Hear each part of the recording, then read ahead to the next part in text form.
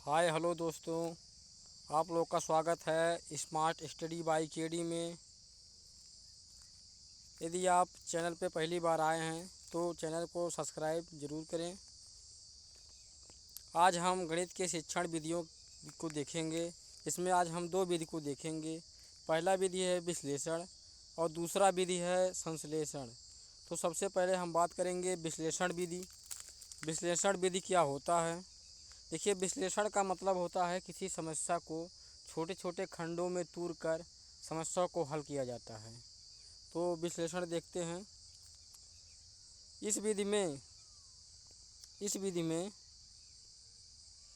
इस विधि में किसी समस्या का समाधान समस्या को छोटे छोटे भागों में विभक्त करके किया जाता है।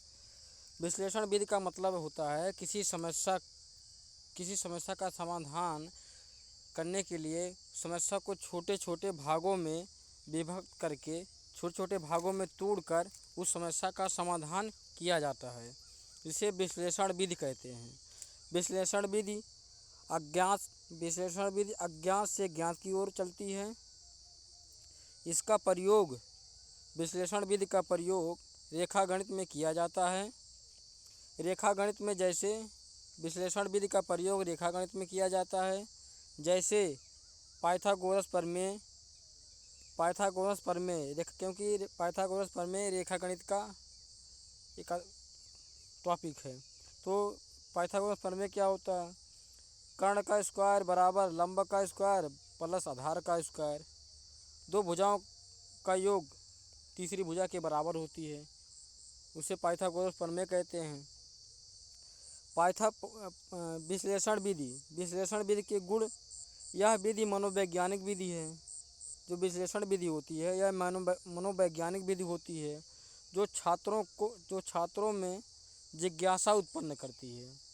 जो विश्लेषण विधि होती है वह एक मनोवैज्ञानिक विधि है और छात्रों में जिज्ञासा उत्पन्न करती है, मतलब छात्रों को सक्रिय बनाती है। सक्रिय इसलिए बनाती है क्योंकि किसी समस्या को छोटे छोटे टुकड़ों में विभक्त करके उस समस्या को जब हल किया जाता है तो समस्या का समाधान हो जाता है, जिसे विश्लेषण विधि कहते हैं। आगे देखते हैं संश्लेषण विधि क्या होता है। संश्लेषण का जो कार्य होता है, संश्लेषण विधि किसे कहते हैं? संश्लेषण का अर्थ होता है कि अनेक को एक करना, मतलब छोटे छोटे खंडों को जोड़कर एक करना। संश्लेषण का अर्थ होता है अनेक को एक करना। इस विधि में किसी समस्या के समाधान के लिए कई विधियों का प्रयोग किया जाता है। संश्लेषण विधि का मतलब होता है कि अनेक को एक करना, मतलब छोटे छोटे खंडों को जो छोटे छोटे खंड होते हैं उन्हें एक करना। और इस विधि में कई विधियों का प्रयोग किया जाता है। जैसे विश्लेषण विधि में किसी समस्या को हल करने के लिए कई विधि का प्रयोग किया जाता है। इसके सूत्र होते हैं संश्लेषण विधि के सूत्र होते हैं ज्ञात से अज्ञात की ओर चलना। सूत्र क्या होता है? ज्ञात से अज्ञात की ओर चलना।